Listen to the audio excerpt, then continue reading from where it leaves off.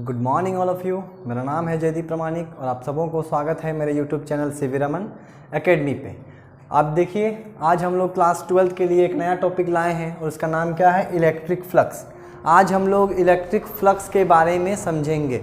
आपको बता दें, ये इलेक्ट्रिक फ्लक्स जो है इसके ऊपर कल जो होगा एक नियम है, नियम पढ़ाएंगे हम कल, है ना। इलेक्ट्रिक फ्लक्स के ऊपर एक नियम है गॉस का, गॉस लॉ। ये बहुत ही इम्पॉर्टेंट है, इससे सवाल जेक में रहता ही है और इस नियम का कुछ एप्लीकेशन भी है, अनुप्रयोग है ना। उस नियम को लेकर के हम अनुप्रयोग भी करेंगे। गॉस लॉ किसके ऊपर है, इलेक्ट्रिक फ्लक्स के ऊपर। तो अगर हम लोगों को ये नियम समझना है तो सबसे पहले हमको आना चाहिए कि इलेक्ट्रिक फ्लक्स किसे बोलेंगे, वो है क्या चीज़। तो बिना देरी किए चलिए इसको समझते हैं, ना। कल हम लोग इलेक्ट्रिक फील्ड लाइंस के बारे में समझे थे। आज एक नया टॉपिक आ चुका है, नाम क्या है, इलेक्ट्रिक फ्लक्स। तो चलो इसको भी समझते हैं बहुत मज़े से, है ना। चलिए अब करते हैं स्टार्ट और समझने का करते हैं चेष्टा कि है क्या इलेक्ट्रिक फ्लक्स। चलो चलो चलो, तो ये देखिए इलेक्ट्रिक फ्लक्स। चलिए हम एक काम करते हैं, हम एक पिक्चर के हिसाब से आपको समझाने का चेष्टा करते हैं, ठीक है।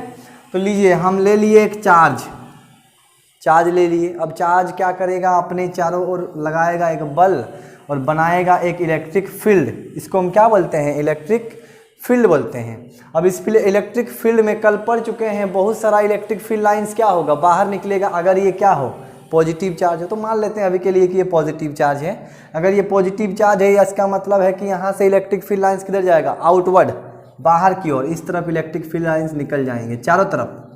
ऐसा नहीं है कि इधर ही निकलेगा, सब तरफ निकलेगा, सब तरफ इलेक्ट्रिक फील्ड लाइंस निकलेंगे रेडियली, है ना, एकदम अच्छे तरीके से सब तरफ, इस टाइप से। ये सब है क्या, इलेक्ट्रिक फील्ड लाइंस है। कल हम लोग इसके बारे में पढ़ चुके हैं ना। इलेक्ट्रिक फील्ड लाइंस हमको किसका जानकारी देगा, इलेक्ट्रिक फील्ड का, डायरेक्शन का पता देता है हमको कौन, इलेक्ट्रिक फील्ड लाइंस। अब समझते हैं कि हम इलेक्ट्रिक फ्लक्स किसे बोलेंगे।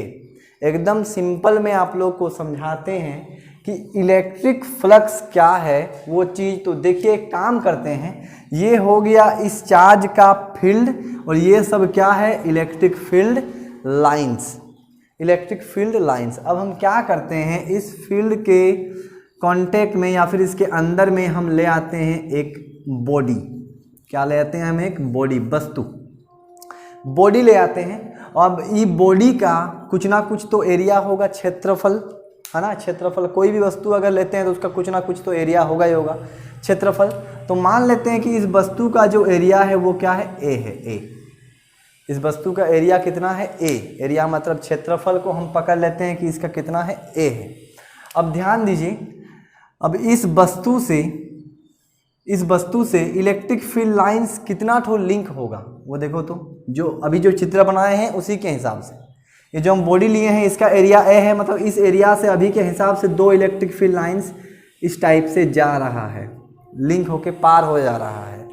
तो इलेक्ट्रिक फ्लक्स का मतलब क्या होता है कि कितना इलेक्ट्रिक फील्ड लाइंस, कितना number of electric field lines किसी वस्तु से क्या हो गया, पास हो गया, हम उसी को बोलते हैं इलेक्ट्रिक फ्लक्स।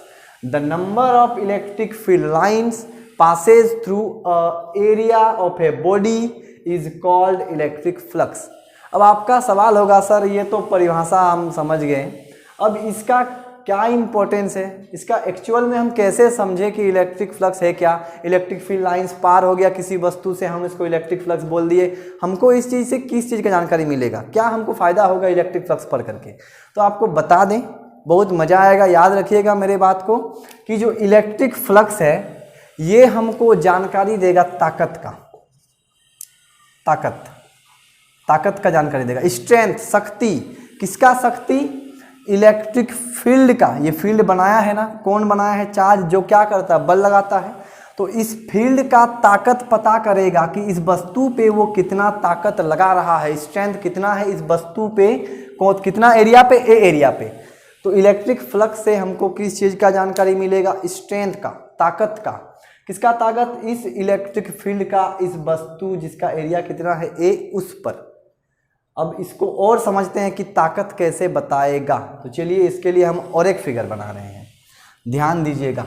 एक काम करते हैं, देखिए पहला जब हम ये छोटा सा वस्तु लिए हैं, ये वाला, इस पे कितना लाइन पार हुआ, 2 ठो, दो इलेक्ट्रिक फील्ड लाइंस पार हुआ, दो इलेक्ट्रिक फील्ड लाइंस पार हुआ। चलो हम काम करते हैं, इस वस्तु को थोड़ा बड़ा कर देते हैं, इस बॉडी को थोड़ा सा हम कर देते हैं बड़ा। पहले कितना था याद करिए, दो इलेक्ट्रिक फील्ड लाइंस पार हो रहा था, ठीक है। अब हम इसको थोड़ा बड़ा कर दिए, इतना बड़ा।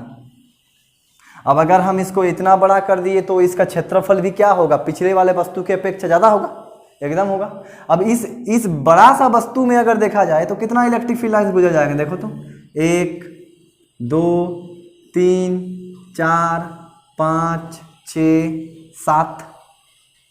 अब इस वाले वस्तु पे इलेक्ट्रिक फील्ड लाइंस ज़्यादा जा रहा है, ध्यान दीजिए। जब हम वस्तु को छोटा लिए थे तब उसमें इलेक्ट्रिक फील्ड लाइंस कम जा रहा था। अब अगर इलेक्ट्रिक फील्ड लाइंस किसी में से कम गुजरेगा तो उसमें इसका जो ताकत होगा वो उस पर कम लगा पाएगा। और अगर ये इलेक्ट्रिक फील्ड लाइंस किसी वस्तु में ज़्यादा चल रहा है, मतलब वो अपना बल इस वस्तु पे क्या कर पाएगा, ज़्यादा लगा पाएगा। तो इलेक्ट्रिक फ्लक्स हमको इसी चीज़ का जानकारी देगा कि अगर हम किसी वस्तु को, किसी बॉडी को किसी फील्ड के कांटेक्ट में या फिर उसके अंदर ले आते हैं तो उसमें से उसके ऊपर कितना ताकत का बल लगने वाला है, कितना स्ट्रेंथ से। अगर फ्लक्स उसमें ज़्यादा होगा, फ्लक्स समझ रहे हो ना कि कितना फील्ड लाइंस उसमें पार होगा। अगर फ्लक्स ज़्यादा हो गया, फ्लक्स मतलब लाइंस अगर ज़्यादा पार होंगे, कौन सा लाइंस, इलेक्ट्रिक फील्ड, तो उसमें उस पर उसका ताकत उस पर क्या होगा, ज़्यादा होगा। और अगर कम लाइंस पार होगा तो उस पर उसका ताकत क्या होने वाला है, कम होने वाला है। तो सिंपल में हम इलेक्ट्रिक फ्लक्स को क्या बोल सकते हैं कि कितना इलेक्ट्रिक फील्ड लाइंस किसी वस्तु के एरिया में से पार हो रहा है। The number of electric field lines passes through a area of a body is called electric flux. अगर किसी में ज़्यादा इलेक्ट्रिक फील्ड लाइंस पार हो जाएगा तो उसमें ताकत ज़्यादा होगा, स्ट्रेंथ ज़्यादा होगा उस फील्ड का, उस वस्तु पे। और अगर किसी में कम पार होगा, जैसे छोटा वस्तु जब लिए थे तो उसमें पार हो रहा था 2 ठो, मतलब इस वाले वस्तु पे इस फील्ड का ताकत स्ट्रेंथ कम होगा, जबकि बड़ा वाले वस्तु पे उस पे इस फील्ड का स्ट्रेंथ क्या होगा, ज़्यादा होगा। तो इलेक्ट्रिक फ्लक्स हमको इस चीज़ का जानकारी देता है। तो फटाफट इसको लिख लेते हैं, इसके बारे में हम और भी डिटेल्स में बताएंगे आपको। जुड़े रहिए, देखते रहिए। चलिए स्टार्ट करते हैं इसको। अब लिखना, हाँ तो इलेक्ट्रिक फ्लक्स को हम परिभाषित कर सकते हैं, क्या कर सकते हैं कि the number of electric field lines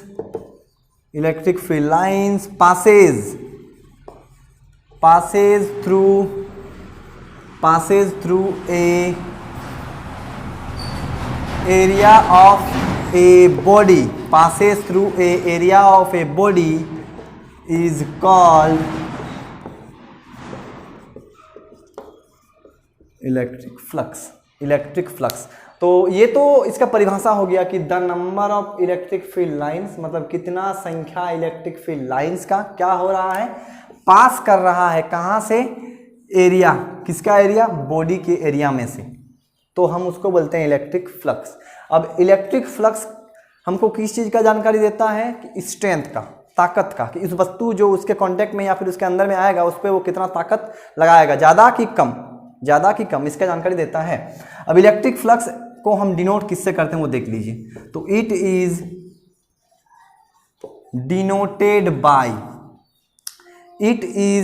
denoted by, इसको आप ऐसे डिनोट कर सकते हो, phi E. It is denoted by phi, इसको फाई पढ़ते हैं ना, फाई ई मतलब इलेक्ट्रिक, फाई का फ्लक्स, आप ऐसे याद रखिए, ई मतलब इलेक्ट्रिक, फाई मतलब फ्लक्स। इलेक्ट्रिक फ्लक्स को हम डिनोट करते हैं फाई ई से, सही है। तो अब ध्यान दीजिएगा, ये तो हो गया, तो ये आप परिभाषा लिख सकते हैं। अब हम इसमें आपको कुछ समझाएंगे कि इलेक्ट्रिक फ्लक्स कब ज़्यादा होगा, मतलब ताकत किसी वस्तु पे ज़्यादा कब होगा और किसी वस्तु पे ताकत कम होगा, स्ट्रेंथ। तो ये पहले लिख लीजिए, स्क्रीनशॉट ले लीजिए, तब तक हम देख लेते हैं कि कैमरा सही है कि नहीं है ना। चलिए स्क्रीनशॉट लीजिए आप लोग, ठीक है, कैमरा ठीक है। अब हम समझाएंगे आपको कि इलेक्ट्रिक फ्लक्स ज़्यादा कब होगा और इलेक्ट्रिक फ्लक्स कम कब होगा। उसके बाद हम इलेक्ट्रिक फ्लक्स का फॉर्मूला भी आपको बताएंगे कि हम किस फॉर्मूला से निकालें कि फ्लक्स कितना है उस पर, तो वो भी हम दिखाएंगे। उससे पहले जान लेते हैं कि कब ज़्यादा होगा और कब कम होगा। तो ज़्यादा और कम का बात तो आप समझ ही सकते हो कि जिस वस्तु से ज़्यादा फील्ड लाइन पार होगा, ज़्यादा लाइंस पार होगा उसका फ्लक्स क्या होगा, ज़्यादा होगा। और जिस वस्तु से फ्लक्स मतलब लाइंस कम पार होगा उसमें फ्लक्स क्या होगा, कम होगा। तो अब मान लीजिए कि ये मेरा इलेक्ट्रिक फील्ड लाइन्स है, ये मान लीजिए कि मेरा एक चार्ज है और यहाँ से इस टाइप से निकल रहा है इलेक्ट्रिक फील्ड लाइन्स, ये इस टाइप से इधर भी निकलेगा, हम ऐसे ही आपको समझाने के लिए बता रहे हैं। और एक काम करते हैं, हम इस पे एक वस्तु रख दिए हैं इस टाइप से,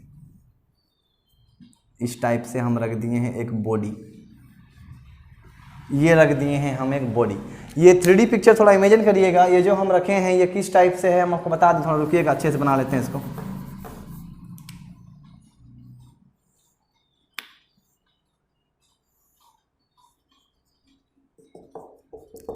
इसको हम कैसे रखे हैं इसको समझाने के लिए हम ले लेते हैं ये देखिएगा, आप कैसे ले लें, इमेजिन करिएगा, मेरे हाथों को देखिए ना, मेरे हाथों को देखिए हम कैसे लिए हैं। ये जा रहा है लाइंस, ये लाइंस है ना, ये लाइंस है। और ये जो बॉडी है उसको हम ऐसे रखें हैं, ऐसे ऐसे, ये 3D पिक्चर इमेजिन करिएगा इस टाइप से, इस टाइप से ऐसे रखे हैं। तो अगर हम ऐसे रखे होंगे तो इसमें देखिए इलेक्ट्रिक फील्ड लाइंस जो है वो ऐसे अटक जा रहा है। तो इस ऐसे अगर रखते हैं तो इसमें इलेक्ट्रिक फील्ड लाइंस कुछ ना कुछ पार होगा। अब देखते हैं दूसरा वाला एक फिगर लेकर के उसमें क्या होगा, तब समझाएंगे, कंपैरिजन करेंगे तो मज़ा आएगा। तो हम और एक फिगर बना ले रहे हैं कि ताकि हम आपको समझा पाए अच्छे तरीके से। और एक ले लेते हैं, चार्ज यहाँ से इलेक्ट्रिक फील्ड लाइंस मान लीजिए ऐसे पार हो रहा है इस टाइप से। अब वस्तु को हम ऐसे नहीं रखें, वस्तु को हम ऐसे रख दिए, लेटा दिए इस टाइप से,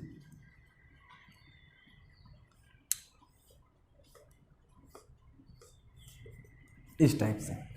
एक बार हम वस्तु को रख रहे हैं, एक बार हम वस्तु को रख रहे हैं ऐसे, और एक बार वस्तु को रख रहे हैं ऐसे। तो आप खुद सोचिए और बताएं कि किस पोजीशन पे ये बॉडी है ना, किस पोजीशन पे फील्ड लाइन ज़्यादा रुकेगा वस्तु के द्वारा, या फिर फील्ड लाइन ज़्यादा किस में गुजरेगा। तो ऑटोमेटिक आप सोच पाओगे अपने दिमाग में। सोचिए कि ये जो है, जब वस्तु को ऐसे रखा गया है परपेंडिकुलर, किसके परपेंडिकुलर, परपेंडिकुलर बोल रहे हैं सॉरी, इस टाइप से खड़ा है जब, तब वो उसको ज़्यादा इलेक्ट्रिक फील्ड लाइंस उसमें से वो रोकेगा। और अगर ऐसे कर देंगे तो कुछ ही रुकेगा और बाद बाकी ऊपर से पार हो जाएगा। आप सोच सकते हैं, यहाँ देखिए, यहाँ जब हम इसको ऐसे रखे हैं इस टाइप से सीधा सीधी, तब इसे बहुत इलेक्ट्रिक फील्ड लाइंस देखिए रुक जाएगा, 1 2 3 4 हो गया। अब इसको ऐसे रखेंगे तो ये सब पार हो जाएगा देखिए, और बहुत कम ऐसे रखेंगे तो बहुत कम मात्रा में रुकेगा, एक आध इलेक्ट्रिक फील्ड रुकेगा, बाद बाकी तो रुकेगा ही नहीं, सब पार हो जाएगा, टच करके पार होगा। इस टाइप से रखेंगे तो टच करके पार हो जाएगा, साइड से, ऊपर से, नीचे से। तो इलेक्ट्रिक फ्लक्स किसमें ज़्यादा होगा, जब वस्तु को हम इस टाइप से रखें, और किसमें कम होगा, जब वस्तु को हम इस टाइप से रखें। अब इस टाइप और इस टाइप बोलने से तो चलेगा नहीं, और फिजिक्स का कुछ हम लोग यहाँ पे लैंग्वेज यूज़ करेंगे है ना, उसको समझाने के लिए हम आपको सबसे पहले तो बताएंगे ये वाला एरिया। एरिया ये होता है क्षेत्रफल, हम इसको ए माने थे। एरिया जो होता है सदिश और अदिश, देखिए कल हम आप लोगों को सदिश अदिश पे वीडियोस जरूर देंगे, ठीक है। ये बहुत नहीं तो कंफ्यूज करा देगा आप लोग को। सदिश अदिश समझ रहे हैं ना, वेक्टर और स्केलर, वेक्टर और स्केलर। तो आपको बता दें कि एरिया जो है वो एक प्रकार का वेक्टर क्वांटिटी है। वेक्टर कैसे, तो समझा देते हैं हम, समझिए उसको। उसके लिए एक काम करिए, ये देखिए ये कवर, मोबाइल के कवर से हम समझाते हैं, कवर नहीं, एक काम करते हैं, रुकिएगा थोड़ा सा, कुछ है तो हम देख रहे हैं।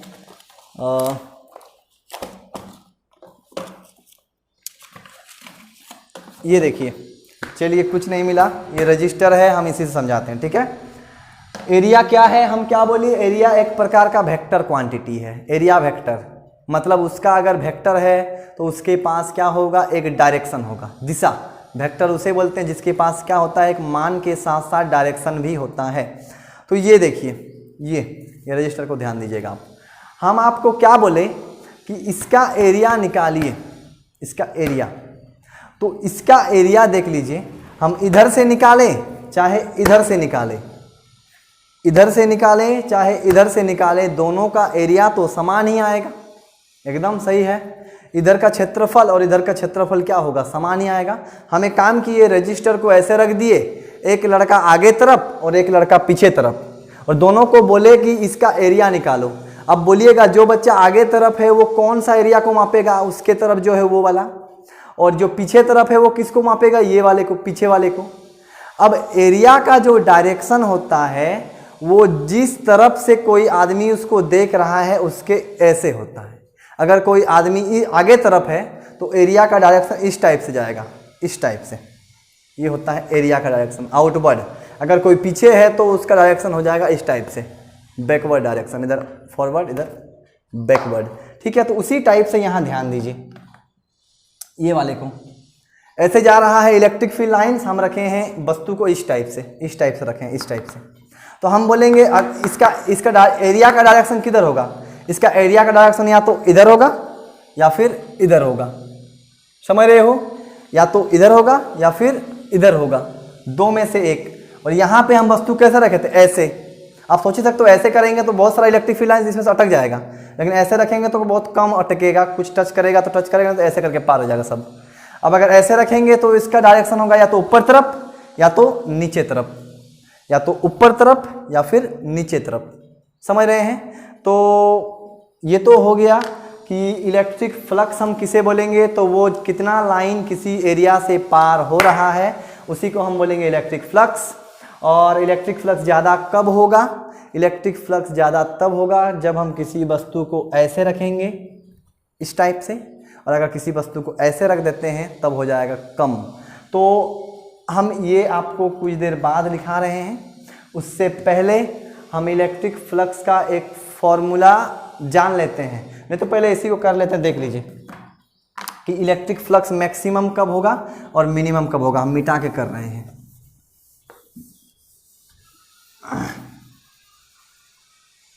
मैक्सिमम और मिनिमम, मैक्सिमम मिनिमम के लिए हमको फॉर्मूला का जरूरत होगा, सॉरी। तो हम सबसे पहले आपको फॉर्मूला ही बता रहे हैं कि इलेक्ट्रिक फ्लक्स का फॉर्मूला कैसे आएगा। तो देख लीजिए, इलेक्ट्रिक फ्लक्स को हम और एक तरीके से परिभाषित कर सकते हैं। इलेक्ट्रिक फ्लक्स को हम बोल सकते हैं कि इट इज द स्केलर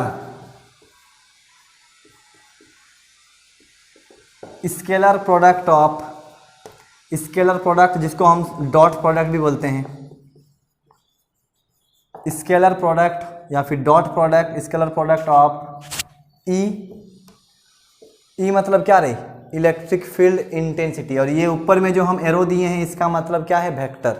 हम आपको बताए होंगे या फिर नहीं बताए हैं इसलिए ताकि हम वेक्टर पढ़ाए नहीं है, इसलिए जान लीजिए कि इलेक्ट्रिक फील्ड इंटेंसिटी भी क्या होता है, एक वेक्टर होता है, मतलब उसके पास भी एक डायरेक्शन होता है। अब ये हो गया, क्या बोलता है, it is the scalar product of E and area vector. ये होता है इलेक्ट्रिक फ्लक्स। इलेक्ट्रिक फ्लक्स यानी क्या, देखो इलेक्ट्रिक फ्लक्स को हम डिनोट करते हैं फाई ई से, और इसका फॉर्मूला क्या होता है, ई वेक्टर, मतलब इलेक्ट्रिक फील्ड इंटेंसिटी का क्या करना है, डॉट प्रोडक्ट, डॉट यानी ऐसे डॉट, किसके साथ, एरिया वेक्टर के साथ, एरिया वेक्टर के साथ। अब आपको पता होना चाहिए, नहीं पता है तो कोई बात नहीं, हम कल ही आप लोगों के लिए वेक्टर और स्केलर का वीडियोस अपलोड करेंगे, तो आपको उसमें मज़ा आएगा, समझ करके ये सारी बातें क्लियर हो जाएंगे कि हम क्या बोलना चाहते हैं, कब वेक्टर लगेगा कब नहीं लगेगा, एरो का मतलब क्या है, सब समझिएगा आप लोग, है ना। अब इसके बाद देख लीजिए, जो जानते हो तो बहुत बढ़िया है, ये सब एक्चुअली 11th में ही पढ़ना चाहिए ना, एक्चुअली 11th में ये सब हो जाना चाहिए, लेकिन हुआ नहीं है क्योंकि हम तो 11th का वीडियोज़ बनाए नहीं है, सिर्फ 12th में डायरेक्ट आए हैं, तो थोड़ा बहुत दिक्कत हो रहा है हमको भी समझाने में आप लोग को, और आप लोग को भी होगा ही, लेकिन हम चेष्टा करेंगे कल से आप लोग को वेक्टर स्केलर का वीडियो दे दिया जाए। तो यहाँ देखिए, इलेक्ट्रिक फ्लक्स का फॉर्मूला आपके इस परिभाषा से निकल जाएगा। पहला परिभाषा एकदम सिंपल है ना, कि कितना इलेक्ट्रिक फील्ड लाइंस किसी वस्तु से पार हो रहा वही फ्लक्स है मेरा। अब यहाँ देखिए, ये होता है ई और ए का डॉट प्रोडक्ट, ये होता है डॉट। अब देखिए, डॉट अगर हटा दिया जाए तो ये डॉट हटाने से मेरे पास लगता है कॉस थीटा। तो एक्चुअल में जो इलेक्ट्रिक फ्लक्स का फॉर्मूला है वो क्या निकल के आएगा, ई ए कॉस थीटा। क्या निकल के आएगा, ई ए कॉस थीटा। देख लीजिए, इलेक्ट्रिक फ्लक्स बराबर ई ए कॉस थीटा। अब हम आपको बताएंगे कि कब मैक्सिमम होगा और कब मिनिमम होगा, ये आप लोग लिख लीजिए, इसको थोड़ा नोट डाउन करिए। ठीक है, चलिए हम इसको मिटा रहे हैं। अब कब होगा मैक्सिमम, कब होगा मिनिमम, वो भी देख लेते हैं। ये जो थीटा है, थीटा मतलब क्या, एंगल, किसके बीच का एंगल है, ई मतलब इलेक्ट्रिक फील्ड और ए मतलब एरिया, है ना, इलेक्ट्रिक फील्ड और एरिया के बीच का एंगल। तो देख लेते हैं, यहाँ देखिए हम ये बना दिए चित्र, यहाँ से निकला इस टाइप से, ये मान लीजिए ये इलेक्ट्रिक फील्ड लाइन से निकल रहा है इस टाइप से, हो गया। हम एक वस्तु रखे हैं इस टाइप से, इसके आगे सीधा इस टाइप से वस्तु रखे हैं, इधर से जा रहा है इलेक्ट्रिक फील्ड, इस तरफ से जा रहा है इलेक्ट्रिक फील्ड। तो ऐसे अगर रखे हैं तो ये तो हो गया इलेक्ट्रिक फील्ड, ये सब क्या जा रहा है, ई, ये हो गया इलेक्ट्रिक फील्ड, और इसका अपना एक एरिया होगा ए। थोड़ा सा वेट करिएगा, थोड़ा सा वेट करिएगा।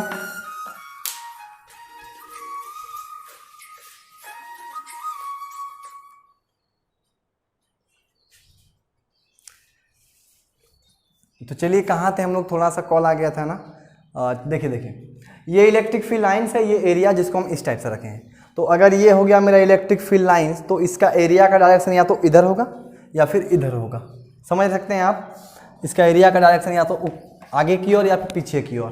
तो आप किधर भी ले लीजिए, या इधर देखिए, मान लीजिए कि ये एरिया है और इस एरिया का डायरेक्शन इधर है, आगे की ओर, है ना, इधर आगे की ओर। और इलेक्ट्रिक फील्ड भी किधर जा रहा है, उधर ही जा रहा है। ये सब भी किधर जा रहा है, उधर ही जा रहा है, एक ही तरफ। तो आप खुद बोलिए तो E और A के बीच में एंगल कितना होगा, एंगल। अब एक E भी इधर जा रहा है और A भी उसी डायरेक्शन में जा रहा है, मतलब दोनों सेम डायरेक्शन। तो उन लोगों के बीच में तो कुछ एंगल बना ही नहीं, दोनों सेम डायरेक्शन में चल गया, मतलब यहाँ पे एंगल कितना है, 0 डिग्री। और अगर एंगल 0 होगा तो उस समय आप फ्लक्स देख सकते हैं, cos 0 आप यहाँ बिठाइए, थीटा के जगह पे cos 0, तो cos 0 का मान जो होता है वो होता है 1। अगर 1 होगा तो फ्लक्स कितना निकल करके आएगा, E इंटू ए। फ्लक्स क्या निकल के आएगा, E इंटू ए, जो सबसे मैक्सिमम होता है, ये मैक्सिमम होता है। तो इलेक्ट्रिक फ्लक्स मैक्सिमम कब होगा, जब इलेक्ट्रिक फील्ड E और एरिया के बीच का एंगल 0 हो। आप इधर भी ले सकते हैं आगे की ओर, है ना, आप इधर भी, कि हम क्या बोले, एरिया इधर दिखाए थे ना, आप एरिया को आगे की ओर भी ले सकते हैं। अगर आगे की ओर लेंगे तो उस समय E होगा इधर और एरिया किधर होगा, इधर, आगे की ओर, इधर होने पे दोनों अपोजिट हो गया, मतलब एक इधर जा रहा है और एक इधर आ रहा है, मीट हो गया, मतलब 180। तो आप एंगल 180 रख करके भी देख सकते हैं। अगर 180 लिया जाए तो उसमें क्या हो जाएगा, 180 लेने पे यहाँ आएगा cos 180, और cos 180 का मान होता है -1 यहाँ पे, यानी यहाँ पे आ जाएगा -EA। तो माइनस क्या बताता है, ऑपोजिट डायरेक्शन, जो यहाँ पे है ऑपोजिट डायरेक्शन। माइनस फिजिक्स में क्या बताता है आपको, ऑपोजिट डायरेक्शन, और कुछ नहीं, मान में बदलेगा नहीं, चेंज नहीं होगा, मैक्सिमम में आएगा, ठीक है। तो मैक्सिमम कब होगा, जब एंगल कितना आए, 0 या फिर 180। इसके बाद देख लेते हैं कि मिनिमम कब होगा। इसके बाद हम लोग देख लेंगे कि मिनिमम कब होगा। तो होगा, मान लीजिए ये मेरा निकल गया इलेक्ट्रिक फील्ड लाइंस, और ये हम रख दिए हैं एक वस्तु और उसको रखे हैं इस टाइप से। ये वस्तु है, ये जा रहा है इलेक्ट्रिक फील्ड लाइन से, इस टाइप से वस्तु को ऐसे रखे हैं। अगर ऐसे रखे हैं तो एरिया या तो ऊपर तरफ होगा या फिर नीचे तरफ। एरिया का डायरेक्शन या तो होगा ऊपर की ओर या फिर नीचे की ओर, तो हम ऊपर की ओर लेके ही कर रहे हैं। अब अगर ऊपर की ओर लेंगे तो E किधर जा रहा है, इधर, ये E है ना, और ये क्या है, A है। अब ध्यान दीजिए, E जा रहा है इधर ऐसे, एरिया जा रहा है ऊपर की ओर ऐसे, मतलब इन लोगों के बीच में एंगल हो गया 90 डिग्री परपेंडिकुलर। किसके किसके बीच में, E और A के बीच में एंगल हो गया 90 डिग्री। तो आप फ्लक्स निकाल सकते हैं, φE का फॉर्मूला होता है EA cos थीटा। अब थीटा कितना आ गया, 90। अब अगर थीटा 90 आया तो cos 90 का मान होता है 0, और 0 से किसी को भी गुना करेंगे तो निकल के आएगा 0। मतलब फ्लक्स सबसे मिनिमम कब आता है, मिनिमम कब आएगा, जब E और एरिया A के बीच का एंगल कितना होगा, 90। तो फ्लक्स मैक्सिमम भी हो सकता है, मिनिमम भी हो सकता है, पॉजिटिव में भी आ सकता है, नेगेटिव में भी आएगा। पॉजिटिव में अगर आता है तो एरिया का डायरेक्शन और E का डायरेक्शन क्या होना चाहिए, सेम। नेगेटिव में आएगा तो अपोजिट। 0 कब होगा, जब वो होगा ऊपर की ओर, यानी 90 डिग्री का एंगल बनाएगा तब। तो सिंपल में अभी तक हम लोग क्या समझे कि जो इलेक्ट्रिक फ्लक्स होता है वो एक्चुअल में number of electric field lines कितना पार हो रहा है किसी वस्तु के सरफेस में, वो होता है किसी वस्तु के एरिया में। उससे पता हमको चलता है स्ट्रेंथ का, कि इस वस्तु पे कितना स्ट्रेंथ लगाएगा कौन, इलेक्ट्रिक फील्ड कितना स्ट्रेंथ होगा उस वस्तु पे। अगर किसी एरिया क्या है, अगर E और ए के बीच का एंगल जो है 0 या फिर 180 होगा तब मैक्सिमम इलेक्ट्रिक फ्लक्स होगा, मतलब इस टाइप से अगर खड़ा होगा तो। और अगर वो ऐसे लेटा हुआ रहेगा मतलब एंगल कितना आएगा 90 पे सबसे कम होगा। पॉजिटिव कब होगा? जब सेम डायरेक्शन होगा, मतलब 0 डिग्री पे आएगा पॉजिटिव एंगल 0 डिग्री पे, 180 पे आएगा नेगेटिव और 90 पे आएगा मिनिमम। मतलब इलेक्ट्रिक फ्लक्स आपका पॉजिटिव, नेगेटिव और 0 भी हो सकता है। अब एक हम बताएंगे फॉर स्मॉल एरिया के लिए, for small area electric flux for small area, electric flux for small area. अब बताएंगे इलेक्ट्रिक फ्लक्स स्मॉल एरिया के लिए, फॉर स्मॉल एरिया। मतलब ये मान लीजिए मेरा हो गया चार्ज, ये हो गया इलेक्ट्रिक फील्ड, यहाँ पे रख दिए एक छोटू सा एरिया, छोटा सा एरिया रखे हैं। अब छोटा के लिए हम डिनोट करते हैं DA मतलब छोटा और A मतलब बड़ा, ठीक है। DA छोटा सा एरिया रखे हैं। अब छोटा सा एरिया में इलेक्ट्रिक फील्ड लाइंस भी क्या होगा? बहुत कम पार होगा, बहुत कम पार होगा। छोटा अगर एरिया छोटा होगा, हम बोले ना जितना बड़ा एरिया उतना ज़्यादा फील्ड पार होगा। अब अगर एरिया छोटा होगा तो लाइंस भी क्या होगा? कम पार होगा। और अगर लाइंस कम पार होगा मतलब फ्लक्स भी क्या आएगा? कम होगा, फ्लक्स भी छोटा होगा। तो फ्लक्स का फॉर्मूला यहाँ देख लीजिए, फ्लक्स का फॉर्मूला होता है ये वाला, कहाँ गया ये, फाई ई बराबर हम आपको बताए थे E vector dot A vector, सही है, E vector dot A vector. Dot हटने से आता है कॉस थीटा, हम आपको कल बताएंगे है ना, वेक्टर जब स्टार्ट करेंगे डॉट हटने से कॉस आता है, क्रॉस हटने से क्या आएगा, सब बताएंगे हम वेक्टर के बारे में आपको। अभी सीखने के लिए जो जानते हैं उन लोग देख लीजिए, जो नहीं जानते हैं अगला वीडियो आएगा उस पर देख लीजिएगा। अब यहाँ पे देखिए, अब यह एरिया कितना है DA ना, तो हम इसको लिख दिए DA मतलब छोटा। अब अगर DA एरिया है तो लाइन कम पार होगा, मतलब फ्लक्स भी क्या होगा? छोटा होगा, तो D फाई। अब छोटा से अगर हमको बड़ा करना है तो हमको करना होता है इंटीग्रेशन। तो जो इलेक्ट्रिक फ्लक्स आएगा मेरा होल इलेक्ट्रिक फ्लक्स पूरा एरिया के लिए, पूरा होल एरिया के लिए जो इलेक्ट्रिक फ्लक्स आएगा उसके लिए हमको करना होगा इंटीग्रेशन। तो इंटीग्रेशन किधर करेंगे? इधर भी इंटीग्रेशन करना होगा, इधर भी। जब हम इधर इंटीग्रेशन किए तो D हट जाएगा, आएगा फाई, इधर इंटीग्रेशन करने पे आ जाएगा E डॉट DA वेक्टर। ये होता है फॉर स्मॉल एरिया के लिए। स्मॉल एरिया के लिए इलेक्ट्रिक फ्लक्स कितना निकल के आएगा? EDA, integration of EDA। ये स्मॉल एरिया के लिए होता है। और पूरा होल एरिया के लिए कितना होता है? तो होल एरिया के लिए फाई ई बराबर होता है E vector dot A vector. ये पूरा बड़ा एरिया के लिए और ये छोटा एरिया के लिए। तो इलेक्ट्रिक फ्लक्स बहुत हार्ड नहीं था, सिंपल है ना, आप इसको समझ सकते हो। ये ताकत स्ट्रेंथ का पता कराता है हमको। ज़्यादा तभी होगा जब एंगल क्या होगा? 0 या फिर 180। 0 पे आएगा पॉजिटिव इलेक्ट्रिक फ्लक्स और 180 पे आएगा नेगेटिव और 90 डिग्री पे सबसे मिनिमम 0 आ जाएगा। तो इलेक्ट्रिक फ्लक्स जो होगा इस टॉपिक के आधार पर कल हम लोग एक नियम पढ़ेंगे, नियम लॉ, गॉस का लॉ। ये हमको इतना याद रखिएगा कि इलेक्ट्रिक फ्लक्स हमको एक स्ट्रेंथ का जानकारी देता है कि किसी वस्तु पे स्ट्रेंथ क्या लग रहा है, ज़्यादा ना कम। ज़्यादा तब होगा जब ऐसे रहेगा, ऐसे यानी एंगल या तो 0 या फिर 180 ऐसे हो जाएगा तो सबसे मिनिमम यानी एंगल हो जाएगा 90। चलिए आज इतना ही है ना, तो ठीक है, कल मिलते हैं नेक्स्ट वीडियो पे। आप लोगों के लिए कल हम वेक्टर भी लाएंगे और चेष्टा करेंगे अगर हो पाए तो गॉस का नियम भी हम आपको पढ़ा दें कल ही, हमको जैसा समय मिलता है वैसे। तो चलिए मिलते हैं कल, ठीक है, धन्यवाद।